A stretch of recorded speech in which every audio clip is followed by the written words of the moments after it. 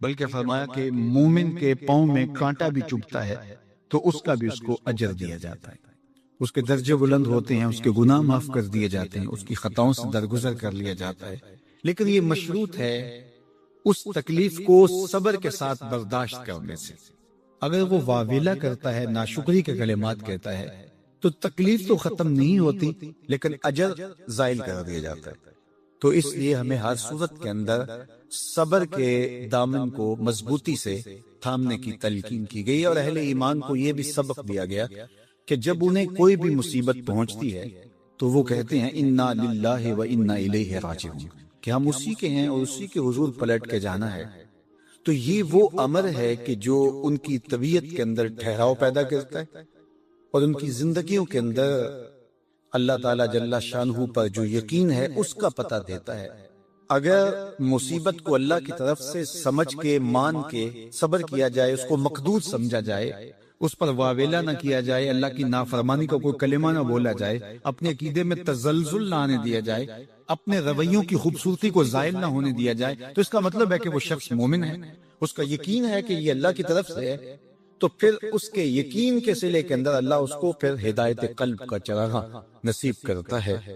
اور فرمایا واللہ بکل شیء علیم، اور اللہ ہر شے کو جاننے والا ہے، اسے پتہ ہے کہ کسی پر مصیبت نازل کیوں کرنی ہے، اور اس مصیبت سے اس کا امتحان لینا مقصود ہے، اس کے درجوں کو بلند کرنا مقصود ہے، اس کے گناہوں کو معاف کرنا مقصود ہے، اس کو کسی آزمائش میں ڈال کر کے اس کو مزید کندن بنانا مقصود ہے، یا اس کا کیا مقصود ہے، اس کو سزا دینا مقصود ہے، یہ اسے پتہ ہے۔ تمہارا رب تمہاری طرف آنے والی جو تکلیفیں ہیں ان کے اندر ہزارہا پنہا حکمتوں سے واقف ہے۔ یہاں یہ بات بھی سمجھنے کے قابل ہے کہ جو شخص مصیبت کے آنے پر صبر اور استقامت کے ساتھ اس سے نپٹتا ہے اور اللہ پر جو اس کا یقین ہے اس میں تزلزل پیدا نہیں ہونے دیتا، کل من عند اللہ، اے محبوب فرما دیجئے جو کچھ ہے وہ تمہارے رب کی طرف سے، یہ اس کا خیال اور فکر ہے کہ یہ میرے اللہ کی طرف سے، تو پھر اس مصیبت کو ٹالنے والا بھی وہی ہے۔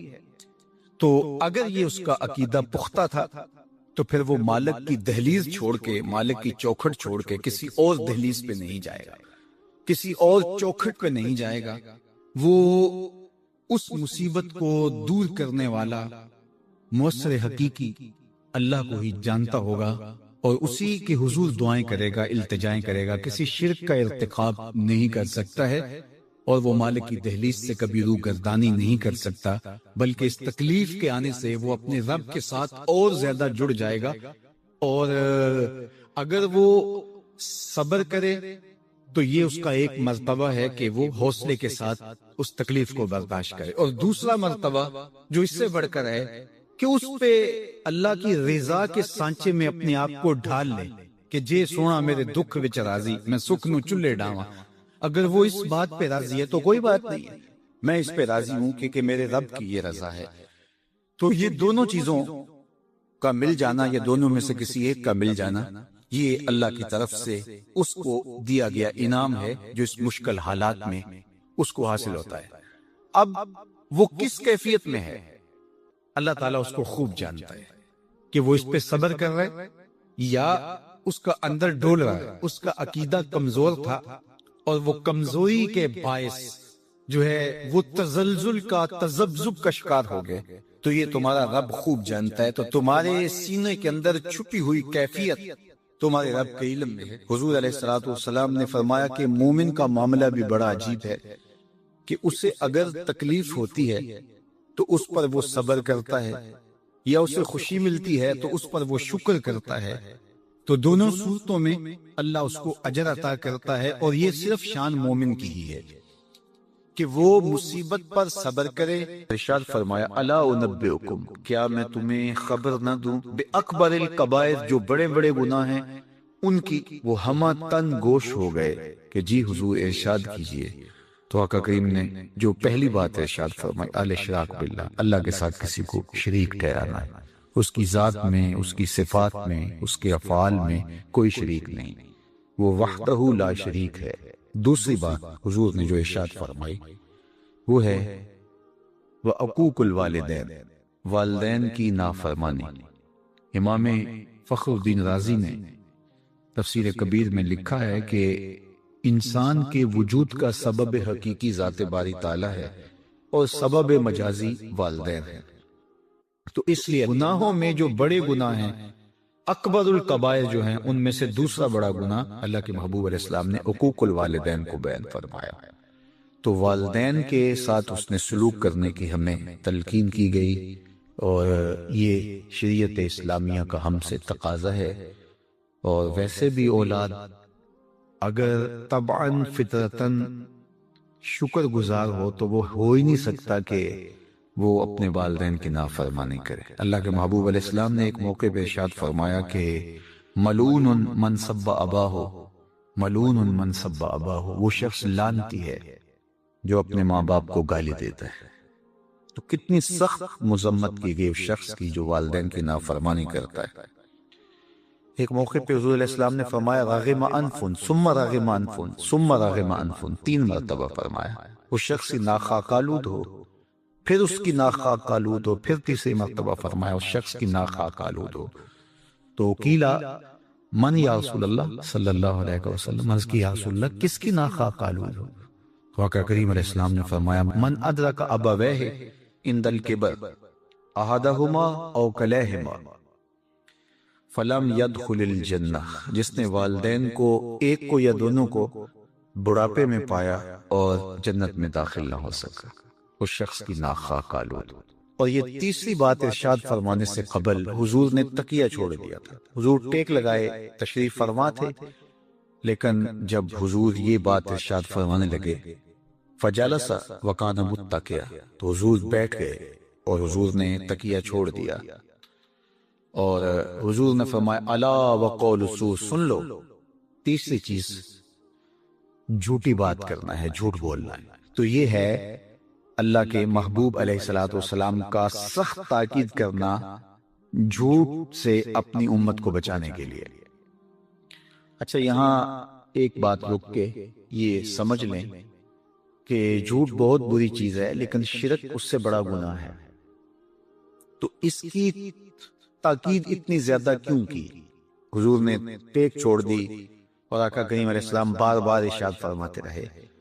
تو اس کی وجہ یہ ہے کہ شرک کو بڑا گناہ سارے سمجھتے ہیں، اسی طرح ماں باپ کی نافرمانی ہر شخص سمجھتا ہے کہ یہ بہت بڑا گناہ ہے، اور اگر کوئی شخص ماں باپ کا بے ادب ہو، گستاخ ہو، تو لوگوں کی نظروں میں بھی وہ گر جاتا ہے کہ یہ برا شخص ہے کہ ماں باپ کے ساتھ بدسلوکی کر رہا ہے۔ تو یہ تو گناہ ایسے ہیں کہ جو لوگوں کو اچھی طرح معلوم ہے، لیکن عمومی طور پہ جھوٹ بعض معاشروں کے اندر یوں رچ بس جاتا ہے کہ اس کو عیب نہیں سمجھا جاتا۔ اس لیے حضور نے اس پر خاص تاکید کی اور ٹیک چھوڑ کے آگے بڑھے، اور پھر بار بار ارشاد فرماتے رہے کہ اس کو چھوٹا نہ سمجھنا۔ جس طرح اکبر الکبائر میں شرک ہے، اکبر الکبائر میں عقوق الوالدین ہے، اسی طرح یہ بھی اکبر الکبائر میں شامل ہے کہ کوئی شخص جھوٹ بولے۔ تو جھوٹ بولنا یہ اللہ کی ناراضگی کا سبب اور ذریعہ ہے۔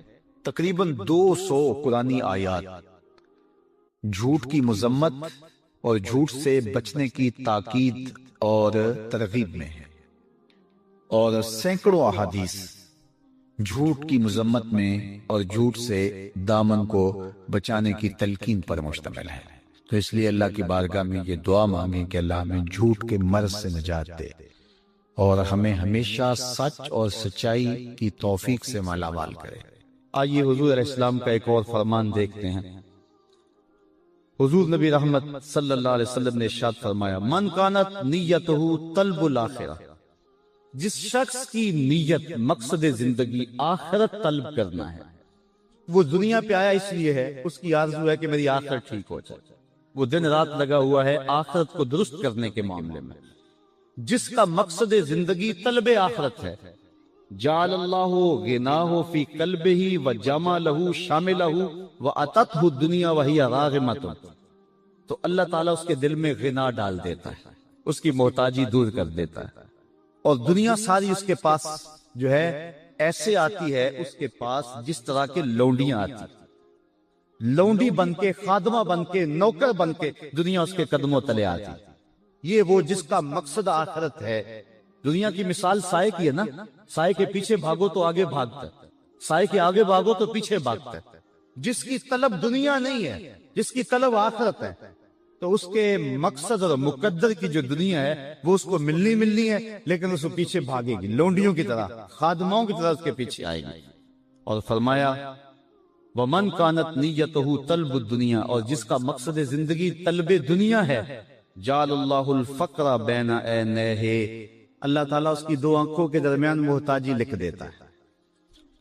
وَشَتَّتْ عَلَيْهِ أَمْرُهُ، اور اس کے اوپر معاملے مشکل ہو جاتے ہیں، متنوع اور مختلف ہو جاتے ہیں، یہ بھی مصیبت، یہ بھی کرنا ہے، وہ بھی کرنا ہے، ہر وقت پھنسا ہوا ہے۔ وَلَا يَأْتِيهِ مِنْهَا إِلَّا مَا كُتِبَ لَهُ، اتنا کچھ ہونے کے باوجود حضور فرمایا ملتا وہی ہے جو اس کے مقدر میں لکھا ہوا ہے۔ پہلے کو بھی مقدر کا ملا، دوسرے کو بھی مقدر کا ملا، لیکن پہلے کے پیچھے بھاگ کے دنیا گئی اور دوسرا دنیا کے پیچھے بھاگتا رہا۔ پہلے کے پیچھے دنیا ذلیل ہو کے آئی اور دوسرا دنیا کے پیچھے ذلیل ہوتا رہا۔ اب اگر آخرت کے طالب بن جائیں گے تو دنیا پیچھے پیچھے ہوگی، اگر دنیا کے طالب بن جائیں گے تو پھر دنیا آگے آگے ہوگی۔ حضرت ابو ہریرہ رضی اللہ تعالی عنہ سے ہی ایک روایت ہے، فرماتے ہیں کہ امرنی ربی بتسعین، کہ حضور فرماتے ہیں کہ میرے رب نے مجھے 9 چیزوں کا حکم دیا، میرے رب نے مجھے 9 چیزوں کا حکم دیا۔ خشیت اللہ فی السر والعلانیہ، کہ میں اعلانیہ بھی اور مخفی بھی اللہ سے ڈروں، ایک تو مجھے اس کا حکم دیا، اعلانیہ طور پہ بھی اللہ کا خوف ہو اور مخفی طور پہ بھی۔ دوسری بات وَكَلِمَةِ الْعَدْلِ فِي الْغَضْبِ وَالرِّضَا، غصے میں ہوں یا کہ خوشی کے ماحول میں میں عدل انصاف کو ہاتھ سے نہ چھوڑو، کلمہ عدل ہی کہوں، مجھے یہ بھی حکم رب نے دیا۔ تیسرا حکم وَالْقَسْطِ فِي الْفَقْرِ وَالْغِنَى، دولت مندی اور محتاجی، غربت، دونوں ادوار کے اندر مجھے میانہ روی سے چلنے کا حکم دیا ہے۔ چوتھی چیز وَأَنْ أَصِلَ مَنْ قَطَعَنِي، جو میرے سے قطع تعلق کرے میں اس سے تعلق جوڑوں، یہ مجھے حکم دیا گیا ہے۔ پانچواں حکم یہ دیا گیا وَأُعْطِيَ مَنْ حَرَمَنِي، جو مجھے محروم کرے میں اس کی جھولیاں بھر دوں۔ وَأَعْفُوَ عَمَّنْ ظَلَمَنِي، اور جو میرے اوپر ظلم کرے میں اس کو معاف کر دوں۔ وَإِنْ يَكُونَ صَمْتِي فِكْرًا، میں خاموش رہوں تو فکر کروں۔ وَنُطْقِي ذِکْرًا، جب بولوں تو ذکر کروں۔ وَنَظْرِي عِبْرًا، جب دیکھوں تو عبرت حاصل کروں۔ وَآمُرَ بِالْعُرْفِ وَقِيلَ بِالْمَعْرُوفِ، اور جب کسی کو حکم دوں تو نیکی کا ہی حکم دوں۔ کہا میرے رب نے یہ مجھے 9 باتیں ارشاد فرمائی ہیں۔ اب حضرت ابو ذر غفاری رضی اللہ تعالی عنہ کو جو حضور نے ارشاد فرمایا وہ بھی سماعت کر لیں۔ قال امرنی خلیلی بسبعین، کہا میرے آقا و مولا حضور ختمی المرتبت نے مجھے 7 چیزوں کا حکم دیا۔ وہ حضور فرماتے ہیں میرے رب نے مجھے یہ حکم دیا، ان 9 چیزوں پہ عمل کر۔ اور یہاں حضرت ابو ذر غفاری فرماتے ہیں میرے آقا نے، حضور نے مجھے ان 7 چیزوں پہ عمل کرنے کا حکم دیا۔ اب ان 7 چیزوں کو من میں اتاریں اور آج کے اس جمعے کے اجتماع میں اپنے دامن میں لپیٹ کے لے جائیں اور اس پر عمل کی کوشش کریں۔ پہلی بات امرنی بحب المساکین والدنو منہم، حضرت ابو ذر غفاری فرماتے ہیں حضور نے مجھے مسکینوں سے پیار کرنے کا حکم دیا۔ والدنو منہم، اور فرمایا کہ ان کے پاس بیٹھا کرو۔ جو مسکینوں کے پاس بیٹھتا اس میں تکبر پیدا نہیں ہوتا ہے۔ پہلا حکم حضور نے مجھے دیا کہ میں مسکینوں کے پاس بیٹھا کروں اور ان کے ساتھ محبت کیا کروں۔ اور دوسرا حکم حضور نے یہ دیا وَآمَرَنِي أَنْ أَنْظُرَ إِلَى مَنْ هُوَ دُونِي وَلَا أَنْظُرَ إِلَى مَنْ هُوَ فَوْقِي، حضور نے مجھے یہ حکم دیا ہے کہ میں اپنے اوپر نہ دیکھوں، اپنے نیچے دیکھوں۔ اپنی مٹی پہ ہی چلنے کا سلیقہ سیکھو، سنگ مرمر پہ چلو گے تو پھسل جاؤ۔ حضرت شیخ سعدی فرماتے ہیں کہ میں دمشق کی جامع مسجد میں جمعہ پڑھنے گیا، میرے کسی نے جوتے اٹھا لیے، میرے پاس پیسے بھی نہیں تھے کہ مزید جوتے خرید سکتا۔ بازار میں گزر رہا ہوں، دل میں یہ بات آئی کہ زمانہ تیرا احترام کرتا اور تیری یہ حالت کے جوتے خریدنے کے لیے رقم بھی تیرے پاس نہیں ہے۔ کہتے ہیں یہ شکوہ پیدا ہو ہی رہا تھا، آگے سے ایک بندہ آ رہا تھا جس کے پاؤں ہی نہیں ہے، تو میں نے فوراً سر جھکا دیا، میں نے کہا مالک تیرا شکر ہے، جوتے آج نہیں تو کل نصیب ہو جائیں گے، میرے پاؤں تو سلامت ہیں۔ تو حضرت ابو ذر غفاری فرماتے ہیں مجھے حضور نے حکم دیا ابو ذر اپنے اوپر نہ دیکھا کرو، اپنے نیچے دیکھا، تم اوپر دیکھتے ہو، اگر ہم دیکھ رہے ہیں ہمیں پنکھا بھی نصیب نہیں ہے اور ہم یہاں میدان میں بیٹھے ہوئے ہیں تو ان کو بھی دیکھیں کہ جن کا گھر لٹا ہوا ہے اور وہ سڑکوں پہ بیٹھے ہوئے ہیں کھانے کے لقمے کا انتظار کر رہے ہیں، ہم ان کو بھی دیکھیں۔ جب نیچے دیکھیں گے تو قرار آ جائے گا، جب اوپر دیکھیں گے تو پھر بندہ بےتاب ہو جائے گا، مضطرب ہو جائے گا کہ آئے میرے ساتھ کیا بن گیا۔ اس لیے فرمایا کیسا زندگی گزارنے کا ڈب سکھایا حضور نے، فرمایا ان انظر الی من هو دونی ولا انظر الی من هو فوقی، اپنے سے اوپر نہ دیکھوں، اپنے سے نیچے دیکھوں۔ وامرنی ان اصل الرحم وان ادبرت، مجھے حضور نے یہ حکم دیا کہ میں رشتہ داروں کے ساتھ اچھا سلوک کروں، اگرچہ وہ پیٹھ پھیر کے بھاگنا بھی چاہیں لیکن میں ان کا پیچھا نہ چھوڑوں، میں رشتہ داری کے حق کو نبھاؤں۔ وامرنی الا اسال احدا شیئا، کہا مجھے حضور نے یہ بھی حکم دیا ہے کہ ابو ذر کبھی کسی سے کچھ نہ مانگنا، کسی کے سامنے سوال نہ کرنا، ہاتھ نہ پھیلانا۔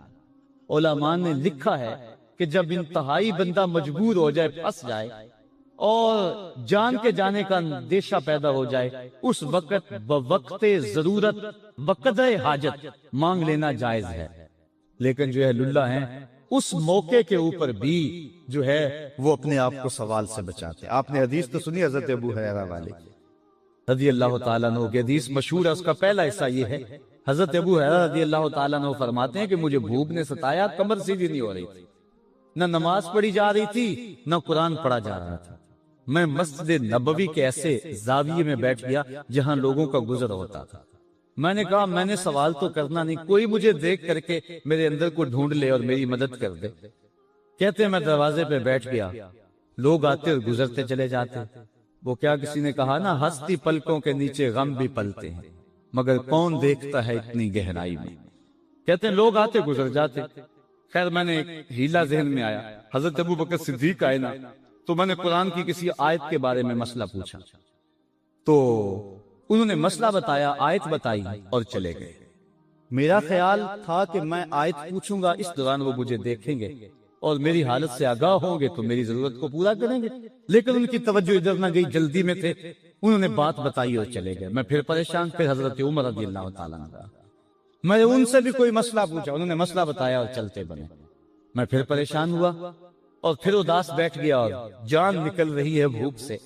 کہتے ہیں پھر دل و قلب و نگاہ کا مرشد اولین آ گئے، حضور تشریف لے آئے۔ میں نے حضور سے بھی کچھ پوچھا، جب میں نے حضور سے پوچھا تو حضور نے میری جانب غور سے دیکھا اور پھر مسکرا کے بولے ابو ہریرہ بھوک لگی ہوئی ہے؟ میں نے عرض کیا حضور بھوک لگی ہوئی ہے، تو چونکہ مسئلہ میرا یہی تھا، کہا پھر آ جاؤ میرے ساتھ۔ پھر وہ واقعہ آپ نے علماء سے سنا ہے کہ دودھ کا ایک پیالہ تھا اور 70 آدمی پی گئے۔ انسان سکون کی تلاش میں کیا کچھ نہیں کرتا۔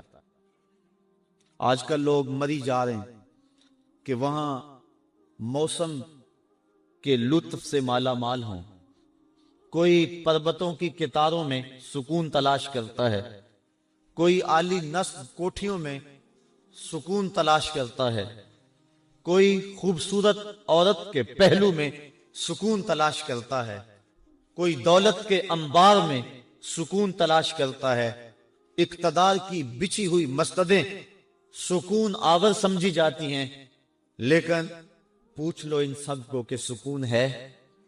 نہ علی نصب کوٹھیوں میں سکون، نہ عظیم الشان بنگلوں میں سکون، نہ اقتدار کی بچھی ہوئی مسند پہ سکون۔ سکون بندہ وہاں سے ڈھونڈ رہا ہے جہاں سکون ہے ہی نہیں۔ کیسے سکون ملے گا؟ سکون باہر سے نہیں آتا، سکون کے سوتے تو اندر سے پھوٹتے۔ وقتی طور پہ ان چیزوں سے کوئی تھوڑا سا دل بہل جاتا ہے، لیکن حقیقی سکون ان چیزوں سے نہیں ہے۔ اقتدار مل گیا، دولت مل گئی، شہرت مل گئی، عزت مل گئی تو وقتی طور پہ جو ہے وہ خوشی ہوئی اور اس کو بندہ باز کا سکون سمجھ لیتا ہے، لیکن وہ سکون نہیں ہوتا، وہ وقتی ایک مسرت ہوتی ہے جو زائل ہو جاتی ہے۔ سکون کے سوتے اندر سے پھوٹتے ہیں۔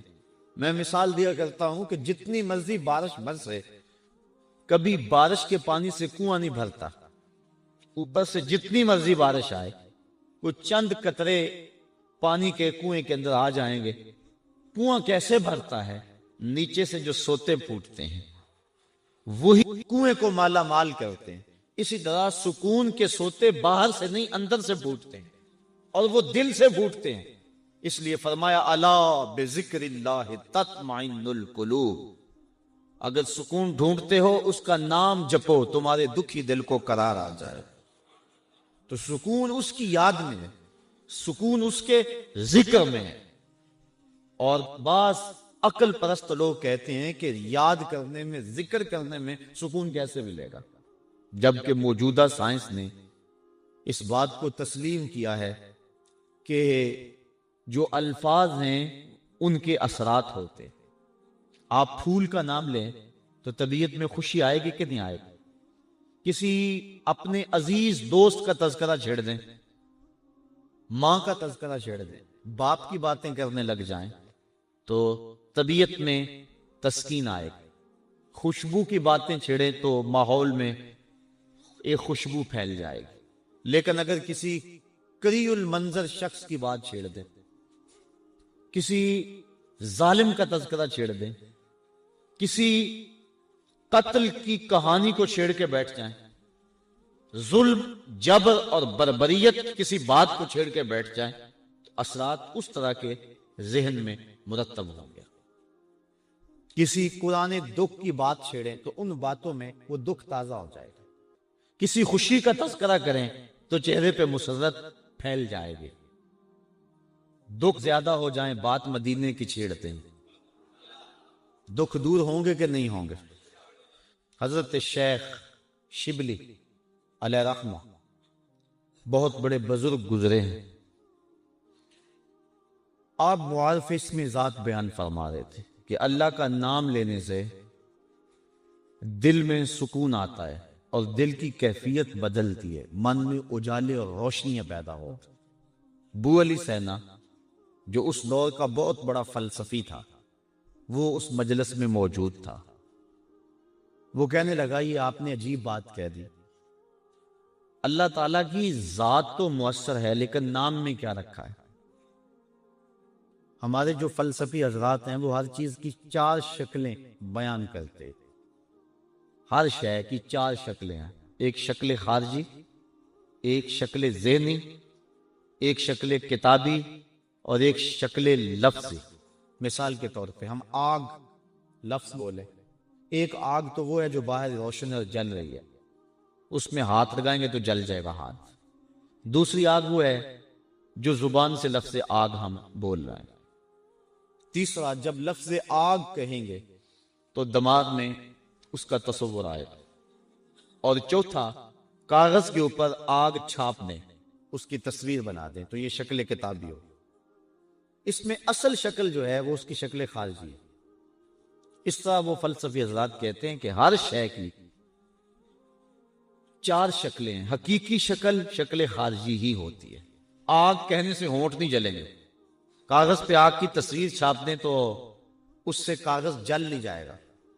آگ کا تصور کرنے سے ذہن جلے گا نہیں، لیکن وہ جو خارج میں آگ موجود ہے اس میں ہاتھ لگائیں گے، اس کے قریب جائیں گے تو ہاتھ بھی جلے گا اور آپ کو تپش اور حدت کا احساس بھی ہوگا۔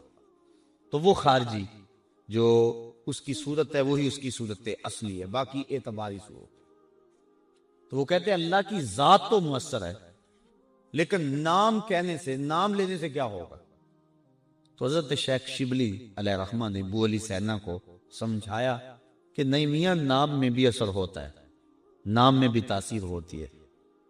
وہ کہنے لگا نہیں، مؤثر تو صرف صورت خارجی ہوتی، لہذا میں اس بات کو تسلیم کرنے کو تیار ہوں۔ ضد میں آ گیا، میں نے عرض کر دیا کہ بزرگوں کا ایک اپنا طریقہ ہوتا ہے۔ تو حضرت شیخ شبلی تھوڑا سا غصے میں آ گئے اور فرمانے لگے بو علی سینا، میں تیرے سے کیا بات کروں، تو گدھا ہے۔ اس کے سرخیاں آ گئی چہرے، غصے سے لال بیلا ہو گیا۔ مجھے گدھا کہا بڑی مجلس میں، اتنا بڑا فلسفے کا امام، زمانہ میرے نام کا معترف، اتنی کتابیں میں نے لکھی۔ تو حضرت شیخ شبلی مسکرا پڑے، فرمانے لگے دیکھا نا، گدھے کے نام سے تیرے چہرے کا رنگ بدل گیا۔ تو کہا جب گدھے کے نام میں اتنا اثر ہے کہ کہ تیرے چہرے کا رنگ بدل سکتا ہے، تو کیا اللہ کا نام لینے سے دل کا رنگ نہیں بدل سکتا؟ تو اس کا نام لوگے تو دل بدلے گا اور دل قرار پائے گا، دل کو نور نصیب ہوگا، دل کو اجالا ملے گا اس کے بابرکت نام لینے سے۔ اس لیے جب زبان سے بندہ اللہ اللہ کہتا رہتا ہے تو اس کے اثرات اس کے دل پر مرتب ہوتے ہیں، اور کثرت سے ذکر کرنے والا شخص اس کا دل پر نور ہو جاتا ہے۔ بلکہ ہم نے تو تصوف کی کتابوں میں پڑھا ہے، جب کوئی شخص ایک مرتبہ اللہ کہتا ہے، اللہ تعالیٰ اس کی طرف نظر رحمت سے دیکھتا ہے، اور جس کی طرف اللہ تعالیٰ نظر رحمت سے دیکھ لے اس کے 70 گنا جل کے راکھ ہو جاتے، اور جس نے اٹھتے بیٹھتے چلتے پھرتے وظیفہ یہی رکھا، پھر اس کے من میں کتنے اجالے اتریں گے، کتنی روشنیاں اس کو نصیب ہوں گی۔ تو کہا یا ایھا الذین آمنوا اذکروا اللہ ذکرا کثیرا، اے ایمان والو اپنے رب کا کثرت سے ذکر کرو۔ اور میرے اور آپ کے آقا و مولا حضور نبی رحمت صلی اللہ علیہ وآلہ وسلم نے ارشاد فرمایا، اللہ کا ذکر اس انداز سے کرو کہ لوگ تمہیں مجنون کہیں یہ تو پاگل ہو گیا۔ بلکہ ایک روایت امام طبرانی نے بیان فرمائی ہے کہ اللہ کا ذکر اس طرح کرو کہ منافق تمہیں تانا دے کہ ریاکاری کر رہے، اس انداز کے ساتھ تم اس کا ذکر کرو۔ میرے حضور قبلہ عالم فرماتے ہیں، اٹھ دی بیندی ٹر دی پھر دی، ستے آنتے جاگ دی، نام جھپ دی روتے کھپ دی، ویخ سر اس راگ دی، نام جھپیاں قرب ملدا، نام دی کر پوری سام، شیشے وچ کستوری جے کر پھر ضرورت کاگ دی۔ تیرے تو سب کچھ اندر ہی رکھا ہوا، تو ذرا غور تو کر، تفکر تو کر، ذرا اس کو آواز تو دیکھ کے دیکھ۔ تیرے من سے آوازیں نہ آئیں تو کہنا اندر بوٹی مشک مچایا اتے جان پھلن تے آئی ہو۔ تو نے در در کیا جانا ہے، سب کچھ تو تیرے اندر رکھا ہوا ہے۔ وہ کہتے ہیں ایک سنیارا تھا، بمبئی کا رہنے والا، یہاں ہمارے لاہور میں آ گیا، پرانے دور کی بات ہے۔ اس کے پاس بڑے قیمتی موتی تھے، اس نے کسی مجلس کے اندر اپنے موتی کھولے اور ایک موتی کہنے لگا یہ شب افروز ہے، رات کو چمکتا ہے۔ جب اس نے سامان سمیٹا اور اٹھ کے جانے لگا تو ایک چور بھی اس مجلس میں بیٹھا ہوا تھا، کہنے لگا حضرت کہاں کے ارادے ہیں؟ کہا بمبئی جا رہا ہوں۔ کہا حسن اتفاق، ارادے تو میرے بھی بمبئی کے ہیں، چلو اکٹھے چلتے ہیں۔ وہ جوہری سمجھ گیا کہ یہ اصل میرا ہم سفر نہیں ہے، اس کا دل اس موتی پہ آ گیا، لیکن وہ تھا بڑا سمجھدار، تو اس نے کہا آ جاؤ۔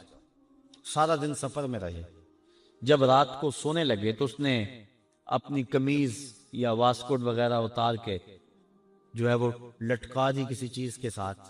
یہ اٹھا اور اس نے نظر بچا کے وہ قیمتی موتی اس کی جیب میں رکھ دیا اور خود بے فکر ہو کے سو گیا۔ یہ چور اٹھا، اس کا سامان ٹولتا رہا، لیکن موتی نہیں ملنا تھا، نہ ملا۔ صبح یہ اٹھا اور نظر بچا کے اس کی جیب سے موتی نکال کے اپنی جیب میں رکھ لیا۔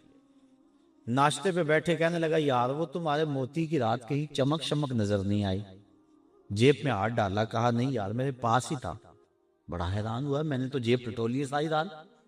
اگلے دن اس نے سوچا چلو آج میں مزید کوشش کروں گا۔ اس نے پھر وہی کام کیا، نظر بچا کے اسی کی جیب میں رکھ دیا۔ وہ ساری رات ڈھونڈتا رہا، موتی نہیں ملنا تھا، نہ ملا۔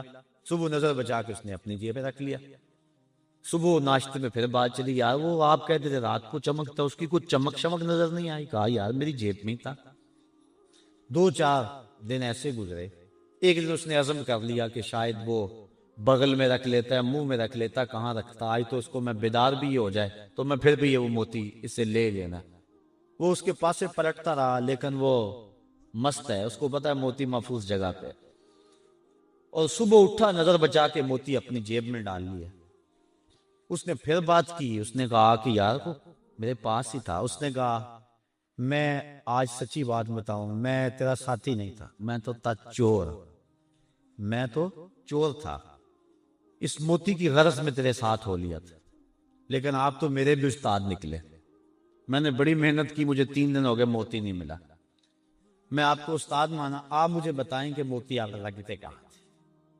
اس نے کہا میاں تو اوروں کی جیبیں ٹٹولتا رہا، کبھی اپنی جیب میں بھی تو ہاتھ ڈال دیا ہوتا، نہ مسجد وچ نہ مندر وچ، لب یار نو اپنے اندر وچ، سب کچھ تو تیرے اندر ہے، تو اوروں کی جیب میں ٹٹولتا رہا۔ سلطان وہ فرماتے ہیں نہ کر منت تو خواج خضر دی، تیرے اندر آب حیاتی ہو۔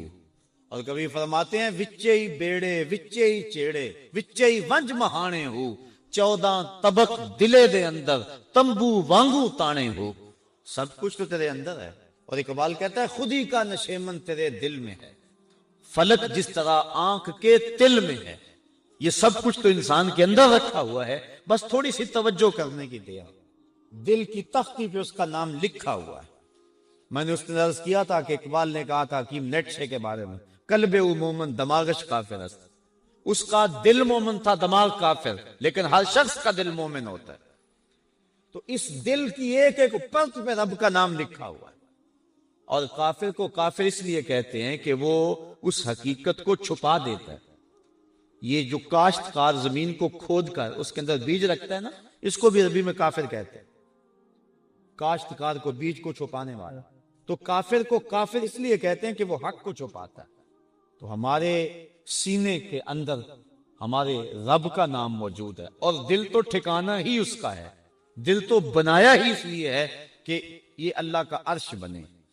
اور وہ فرماتا ہے کہ میں زمین و آسمان میں کہیں نہیں سماتا، مجھے ڈھونڈنا ہو تو مومن کے دل میں تلاش کر۔ دلوں کے اندر اس کے ڈیرے اور اس کے بسیرے ہیں، تو اس کا ذکر کر کے دل جلا پاتا ہے، دل تسکین پاتا ہے، دل میں روشنی ہوتی ہے۔ تو ہمارا مزاج یہ ہونا چاہیے کہ اٹھتے بیٹھتے چلتے پھرتے اس کے ذکر کو ہم حرز جا بنا لیں۔ جب بندہ ایک مرتبہ کہتا ہے سبحان اللہ، زمین آسمان کے درمیان جتنا فاصلہ ہے سارا نور سے بھر جاتا ہے۔ یہ برکتیں ہیں ذکر کی۔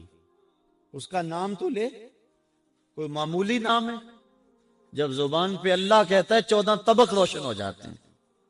یہ اتنا بڑا نام ہے، یہ اتنا بڑا وظیفہ ہے کہ اس سے بڑا کیا وظیفہ ہو سکتا ہے؟ اس کا نام، اس کا ذکر۔ تو فرمایا اللہ کا ذکر اتنی کثرت سے کرو کہ لوگ تمہیں کہیں مجنون ہیں، اور منافق تمہیں ریاکاری کے تانے دے۔ تم اٹھتے بیٹھتے چلتے پھرتے اس کے ذکر کو حرز جاں بنائے رکھو، یہی تمہارا سرمایہ ہے، یہی تمہارا وظیفہ ہے۔ دکھے ہوئے دل کا بھی یہی علاج ہے، پریشان خاطری کا بھی یہی علاج ہے۔ اندر کی کالک اس کے ذکر سے دھلتی ہے۔ حضور فرمایا لکل شین سقالۃ وسقالۃ القلوب ذکر اللہ، ہر شے کا زنگ دور کرنے کے لیے کچھ نہ کچھ بنایا گیا۔